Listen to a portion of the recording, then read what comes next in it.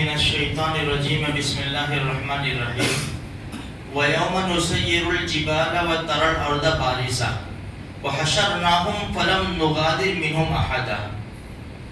کل جو آیت کریمہ پڑھی تھی کہ مال اور اولاد دنیا کی زندگی کی زینت ہے اور باقیات الصالحات اللہ کے نزدیک بہتر ہے، تو کل جو بتایا کہ بھائی نیکی کا کام کرو، اللہ کے پاس بھیجو، کیوں؟ اسی کے بعد فوراً دوسری آیت یہ ہے، کیوں یہ کام کرو؟ اس لیے کہ وَيَوْمَ نُسَيِّرُ الْجِبَالَ، جس دن یہ بڑے بڑے مضبوط پہاڑ جو ہیں وہ چلائے جائیں گے۔ ایک جگہ قرآن کریم نے کہا وَإِذَا الْجِبَالُ سُيِّرَتْ، قیامت کا جو منظر کھینچا ہے، اِذَا السَّمَاءُ انفطرت وَإِذَا الْكَوَاكِبُ انتَثَرَتْ وَإِذَا الْبِحَارُ فُجِّرَتْ، یہ اتنے مضبوط پہاڑ ہیں جنہوں نے زمین کو تھاما ہے کہ روئی کے گالوں کی طرح اڑیں گے۔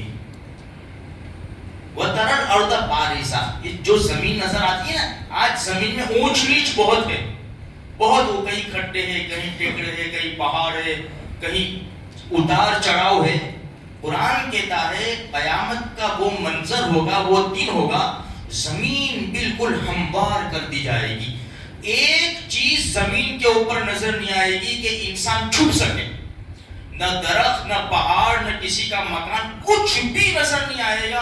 اللہ ساری زمین کو صاف کر کے بالکل چٹل میدان ہموار کر دے گا۔ وَتَرَى الْأَرْضَ بَارِزَةً۔ پھر قرآن کا دعویٰ دیکھو، آج تو گناہ کر کے کہیں بھی چلے جاؤ، چھپ جاؤ، قرآن کہتا ہے وَحَشَرْنَاهُمْ، سب کو جمع کریں گے، فَلَمْ نُغَادِرْ مِنْهُمْ أَحَدًا، ایک کو بھی نہیں چھوڑیں گے، ایک کو بھی، سب کو جمع کریں گے۔ اس کی تفسیر میں علامہ عماد الدین ابن کثیر رحمۃ اللہ علیہ نے بڑا عجیب منظر کھینچا ہے قیامت کا۔ پھر ایک حدیث بیان کی ہے، ایک حدیث، اس کے بعد یہ منظر کھینچ کر انہوں نے سمجھایا کہ دیکھو یہ حالات ہے قیامت کے دن کے، کوئی کسی کا پرسان حال نہیں ہوگا، یہ دنیا کی زندگی ہے، اس میں اللہ نے موقع دیا ہے، نیکیاں کر لو، ورنہ عیاشی بدماشی میں زندگی گزارو گے۔ آج میرے بھائیوں ہمارا حال کیا ہے پتہ ہے؟ ہمیں دنیا نظر آتی ہے، ہم آخرت سے غافل ہو کے زندگی گزارتے ہیں، ہمیں اچھے کپڑے، اچھے کھانے، گاڑی، بنگلے، گارڈن، مول، یہ سارے نظر آتے ہیں اور اس کے پیچھے ہم لگاتے ہیں، قربانیاں بھی دیتے ہیں۔ آخرت ہم سے چھپی ہوئی ہے، اسی لیے تو خدا کے دربار میں نہیں آتے ہم۔ اگر آخرت ہمارے سامنے ہوتی، قبر کی تنہائی ہمارے سامنے ہوتی، اللہ کے قرآن کو سینے سے لگاتے، نبی کریم صلی اللہ علیہ وسلم کے طریقے ہماری زندگی میں جھلکتے ہوئے نظر آتے۔ لیکن افسوس کی بات ہے مسلمان کیا بننا چاہتا ہے وہ اسی کو پتا نہیں ہے کہ وہ کیا بننا چاہتا ہے۔ تو قرآن کہتا ہے، اس کی تفسیر میں علامہ عماد بھائی سنبھل جاؤ، یہ دنیا ہے، کل آنکھ بند ہو جائے گی۔ پھر ایک حدیث لائے،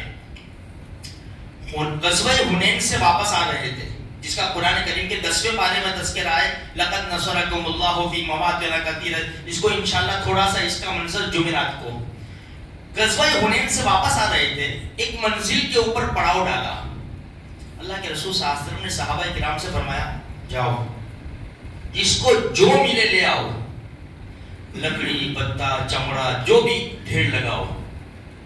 سب گئے ادھر ادھر، کوئی لکڑیاں سب چن کر لائے، چن کر لا کر ایک ڈھیر جمع کر دیا۔ جب ڈھیر جمع ہو گیا، دونوں جہان کے سردار نے صحابہ سے فرمایا دیکھتے ہو،